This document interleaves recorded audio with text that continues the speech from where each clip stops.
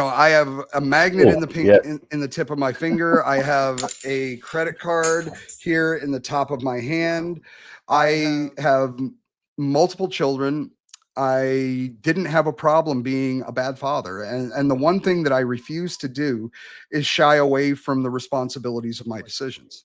Every single one of my failures as a man, a father, a person, I screwed up my kids. They were afraid of me. There is no way I am going to go to Las Vegas in August wearing long sleeve shirts. You guys over there in the Middle East, you understand. That's It after gets 3 years. hot. Yes. We need advices from you about how to secure ourselves. You want the advice, but you don't want the advice. Because the truth is, the advice I'm going to give you, you're not going to want.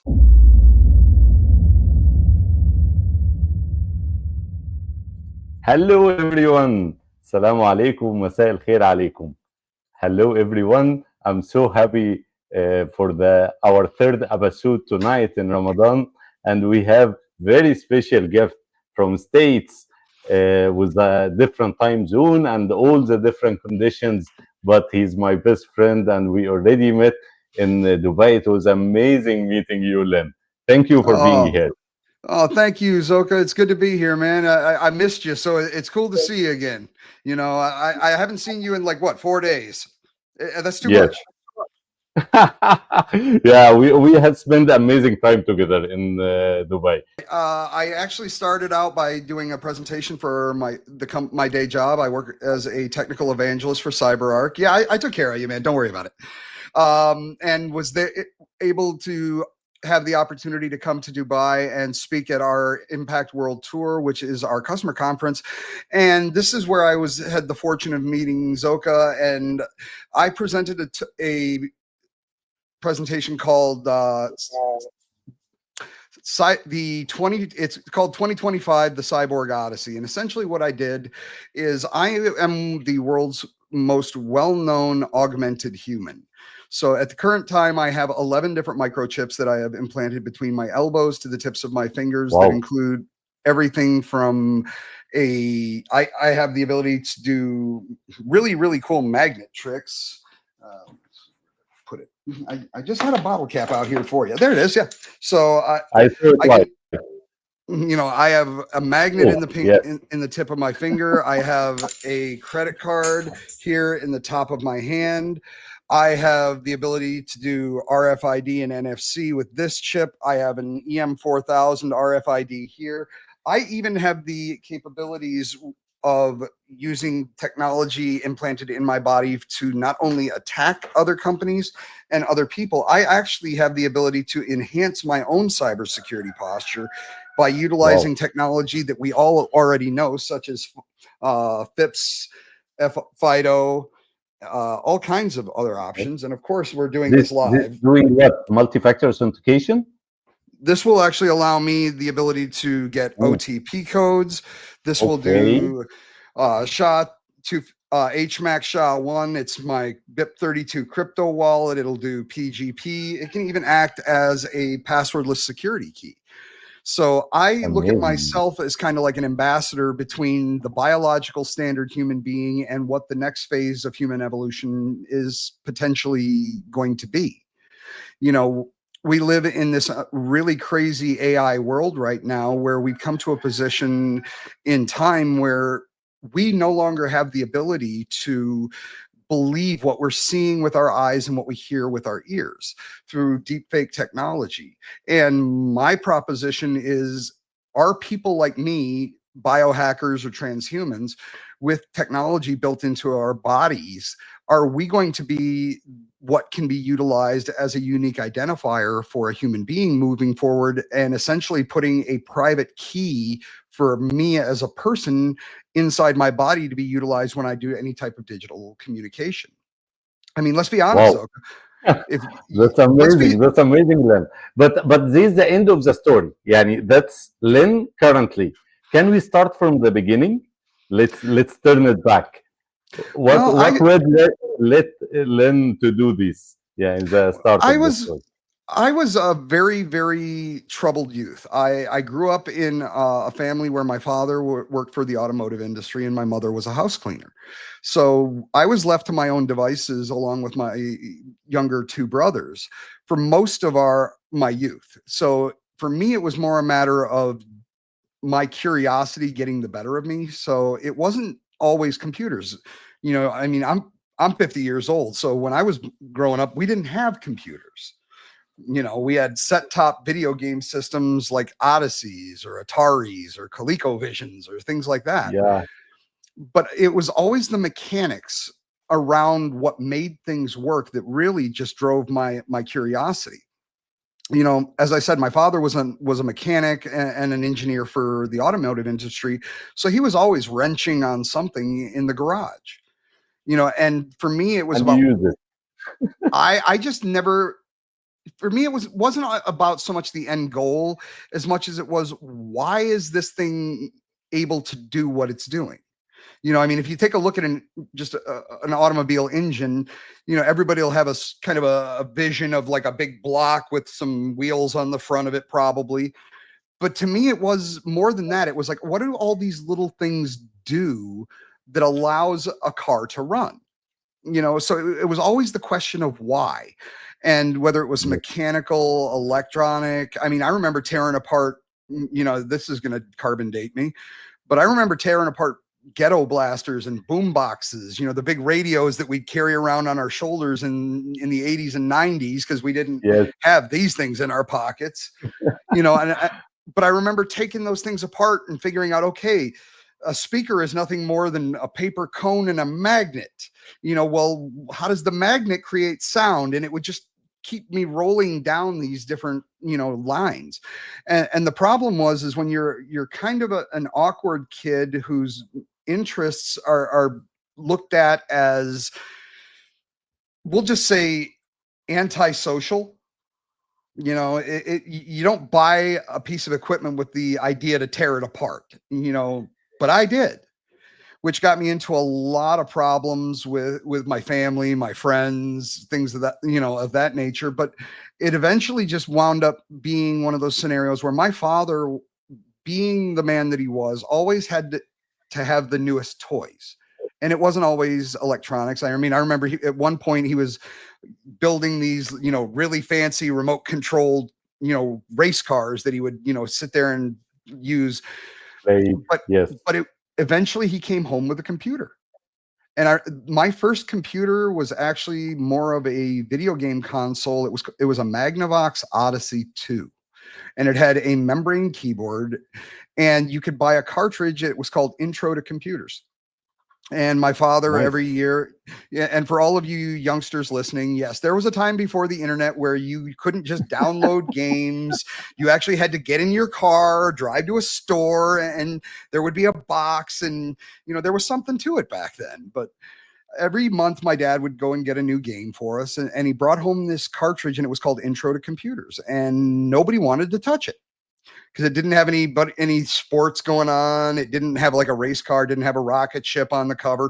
It basically came with a manual that looked like a textbook for school, and it was like, this is supposed to be a video game. I'm not studying to play a game. That's And I had easy. I discovered it. Yeah, it's like, no, just video games, you just put it in and you start figuring it out. This was talking about registers and hex and binary, and I'm like, this So is here school. you start hacking. You start hacking the video games. You don't need to read. Essentially, I will discover how to figure it out. to be honest, I was walking through the room one day, and the manual was on the floor. I don't know how it got there, but the truth is what happened was I read the first line as I was going to pick it up, and it said, this cartridge may not program a rocket ship to the moon, but it will introduce you to the concepts that do. And it was like, Hmm. wait a minute. So I'm not interested in schoolwork, but the idea of plotting a spaceship to Mars or the moon, now this has maybe it's worth a look. Yes. And I was addicted, and I did every exercise that was in that book.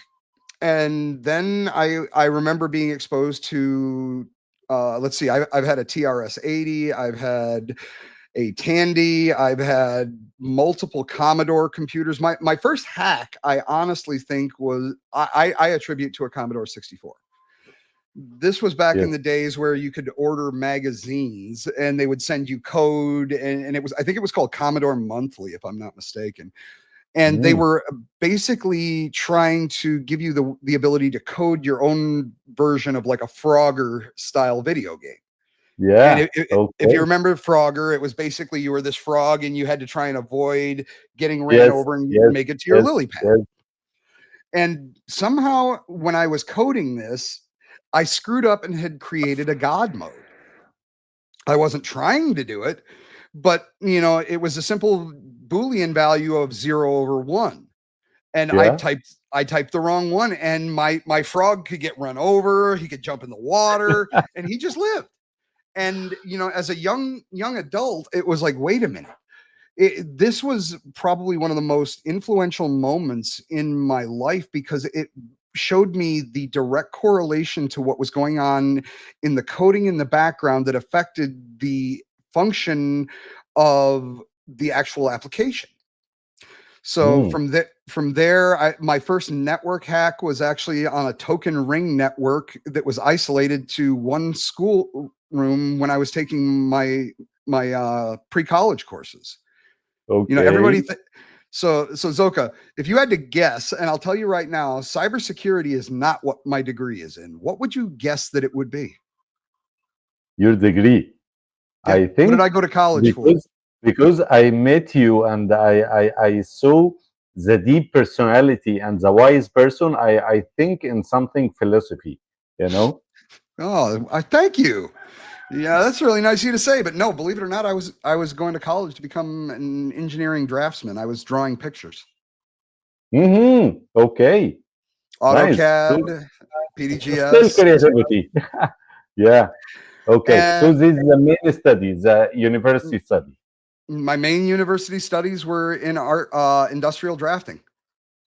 Okay. So, And after that, what drive you to the security and hacking world? And let's get some interesting stories about some hacking stories, from one of the top 10 hackers around the world. You was wanted in some countries, right? oh, I I've have been some information about you from CIA. um at this point, I can neither confirm nor deny any of those accusations, but if you have the right proof, you could figure something out, I guess. Um, Okay. it, Well it, it, trained. it really was a matter of just a continuation of what I said. I grew up very awkward. I didn't really fit in with a lot of people.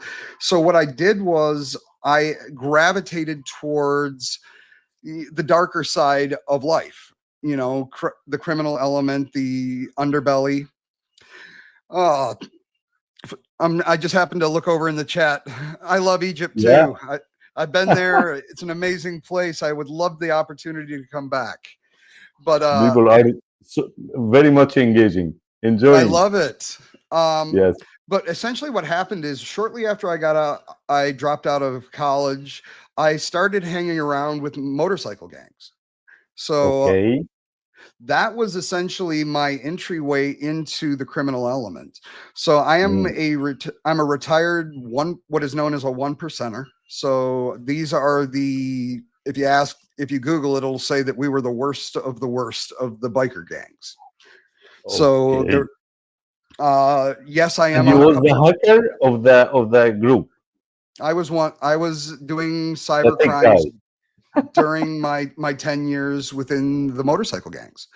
Okay. And You are the one who stopped the cameras and changing the traffic lights before you do your action. once again, I can neither confirm nor deny any individual specific attacks.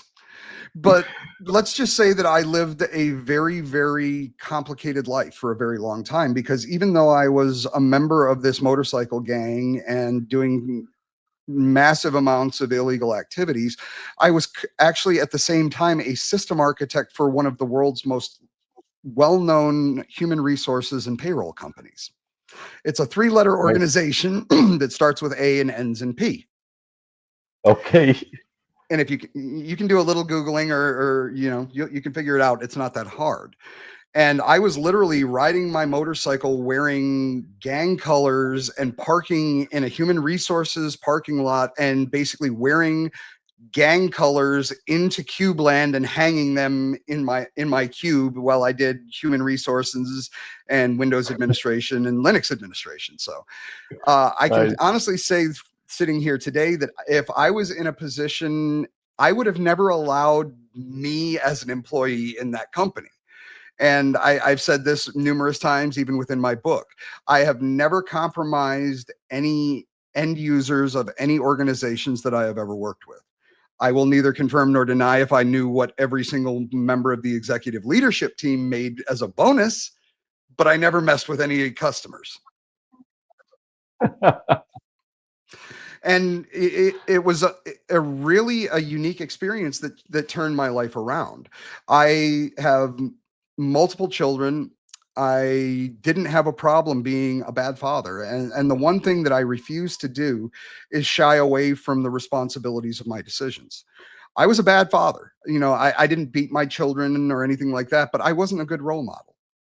I was doing things that they knew were wrong, and in my mind it was like, okay. And being older and wiser now, I have no idea how I was ever able to justify those actions. And it wasn't until one of my daughters had my first granddaughter and they handed her to me.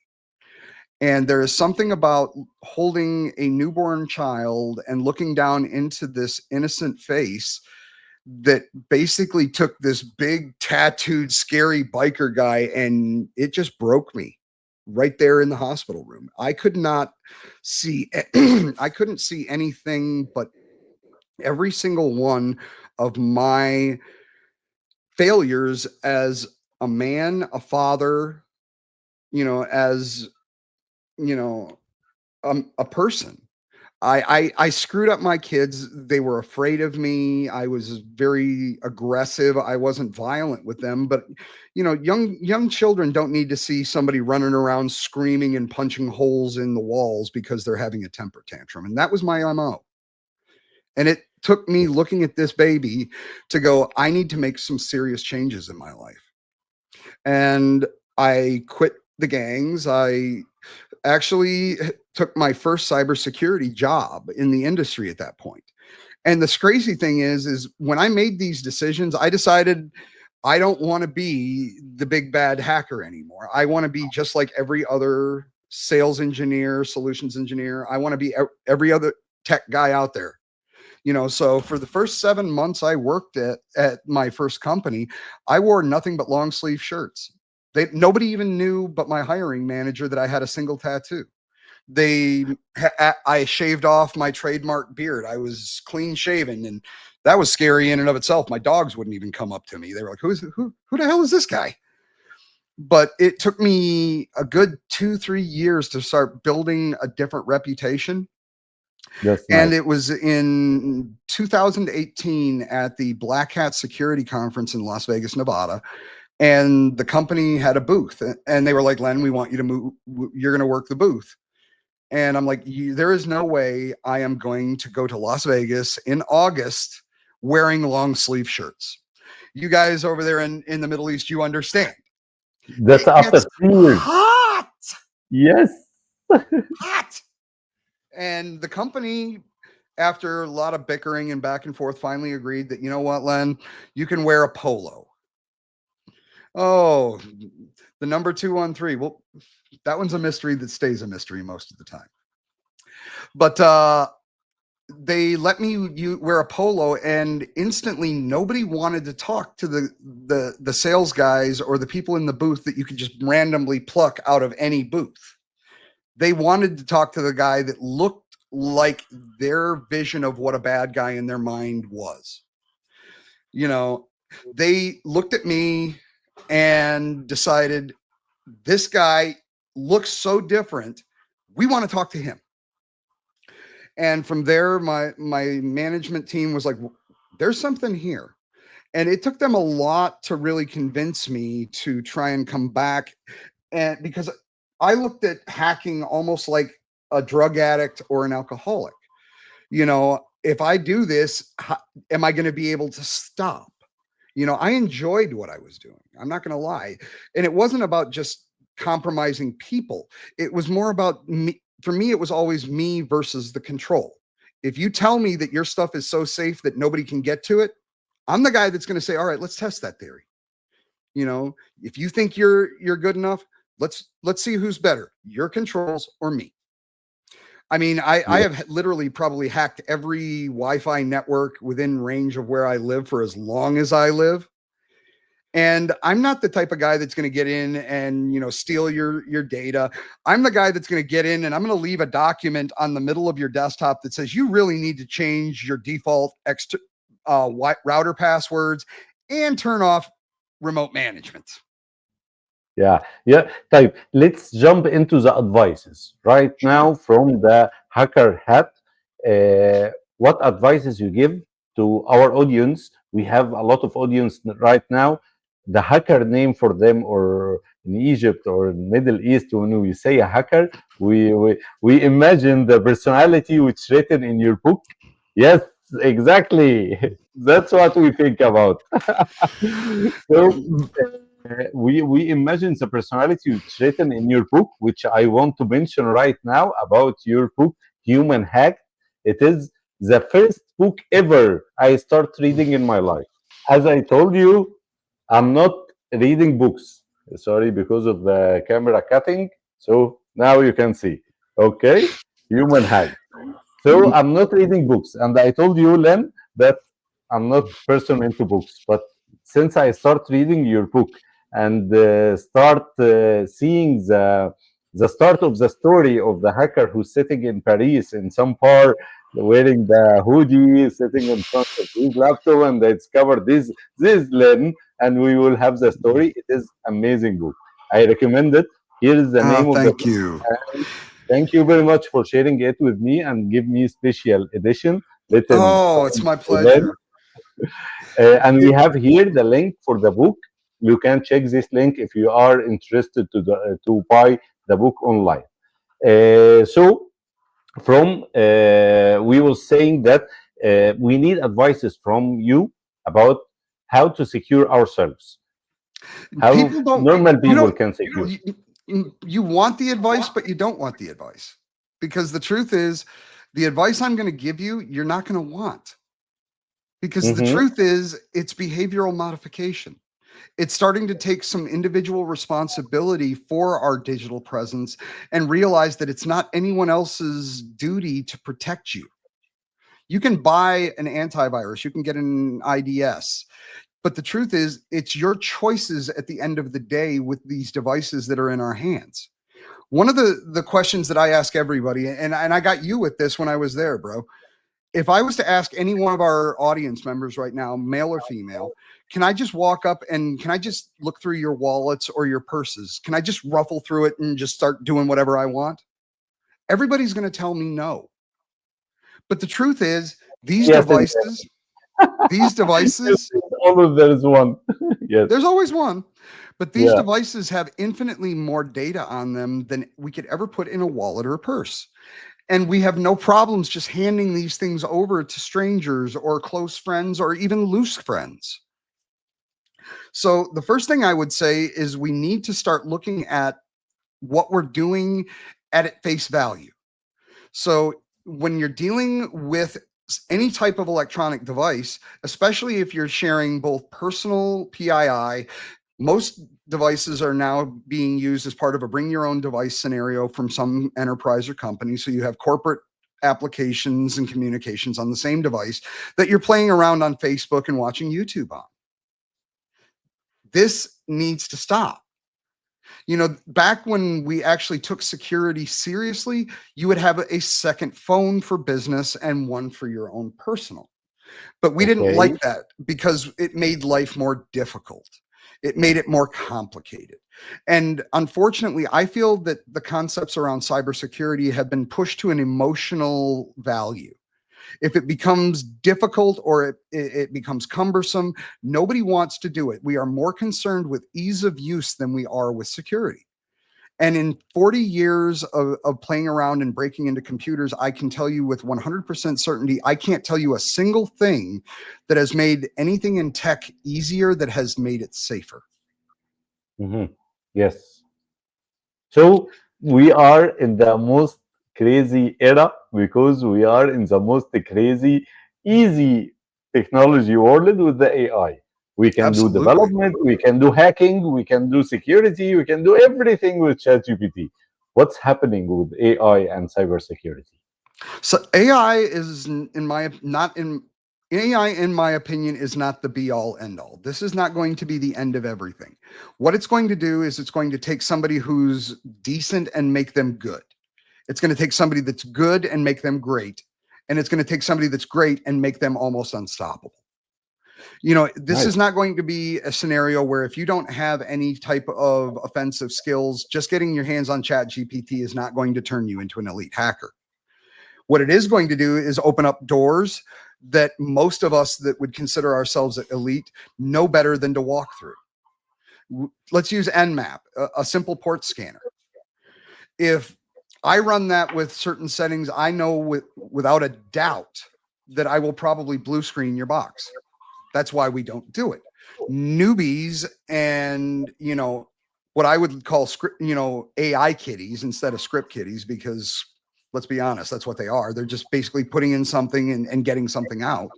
They don't know the second, third, and fourth level collateral damage from some of these types of actions. And Yes. when it comes to defense, I really am waiting to see more and more integration around analytics with AI. And not only analytics, things I would love to see AI driving some type of security orchestration as a mitigation to things once they've been discovered. You've got FireEye has their security orchestrator, you have Phantom. There are ways of doing automated mitigation, and I think we need to start seeing more of the technology that's being used to attack us used to defend us. Yes, yes, I agree. I agree with you that we have to figure out more about which technologies which can help us and use it because it's moving very, very, very fast right now. And it's moving fast, but it isn't, because the truth is every bit of data on the internet has already been mined for and added to data models. The only thing that's left is proprietary data and internal data. So we've kind of reached the end of what we can actually use. So now it's becomes a matter of taking a look at things like DeepSeek. Yes, This was a company that should never been able to get the kind of results that they're getting just based off of the processors. So the GPUs that they were made available, they were throttled, and they still found a way of beating Chat GPT with all of the resources. So yes, my question is the current path of AI viable long term, or is it going to take something like a DeepSeek that's looking at trying to gain performance from lesser technology that's going to spear the next advancement forward in what we would call the major AI companies? Because that's we've been kind of exactly. like we've been taking a very Americanized approach to this, which is just keep throwing resources at it until we get the results we want. And that is not sustainable, nor is it innovative. Yeah, we never know. We never know what's happening, what is coming. Nobody knows. And actually, the time ran very fast, very, very, very fast. I was expecting to talk more about many things. So let's talk in the last 2 minutes. Very important question. Why the augmented human machine, Lenu? Why to embed this microchips and Well, what you are looking for? the simple answer is it's the one way that you can actually get governmental protections for offensive tools. One of the things that people don't realize is the minute you start implanting technology into your body, it actually takes on the governmental protections of things like GDPR in the European Union and HIPAA in the United States around health and privacy. So when I walk through airports, number one, I don't trigger the magnetometers because most of the microchips are made of silicon. But even if they notice a bulge in my hand, all I have to do is say it's medical, and they're not allowed to even ask me anymore. So hypothetically speaking, one of my chips actually gives me the ability to compromise almost 300 different physical access protocols. So if I'm skim your badge, write it down to a microchip, get into your server room, the worst that the police or the authorities are going to be able to do is trespass me and say, don't come back here, because there's no proof of any malicious intent. If I get caught with a ring with an NFC chip in it, if I get caught with a cloned card, then there is malicious intent. So the main reason why I decided to augment myself is number one, I am what happens when you spend way too much time watching Star Wars and Star Trek and you have no problems with body piercings and tattoos. To me, this is just the natural evolution of geek. But at the end of the day, I did it strictly to prove the point that we are living in a world where the government, as well as, international transportation law, these all need to be reevaluated based on the fact that we are now living in a society where there are more than 150,000 individuals that have the potential same capabilities as me. And I'm alone a threat. Wow. So you are doing this to protect yourself with the government. However, you are doing this and you can steal anybody. We cannot shake hand, man. It's Nah, dangerous. I Shake hand is understand. dangerous with Len. I understand. Yeah, But never give him your mobile phone. In 10 seconds, he can get in. That's it, seven, right? seven, 7 seconds. seven Okay. seconds. So you are beating the record. Okay. Absolutely. Well, Super Zora, record. I wanted to thank you very much for giving me the opportunity to come on here and talk with you today. Hopefully, we can do it again sometime in the near future. Sure, 100%. We will have more sessions, and I'm really enjoyed the episode tonight. I hope everybody got enjoyed tonight. And tomorrow we will have another episode with TikTok with Zuka. Tomorrow our episode will be in Arabic with very interesting and passionate AI engineer in the government, and he will speak to us how the government adopting AI in the Middle East. Let's If I discover about our speaker next if I session. may close with one comment, Sure, I please. wanted to wish everyone a safe and peaceful Ramadan. Salam alaikum, and I hope to see you guys very soon. Wa alaikum assalam wa rahmatullah. Thank you. Thank you very much.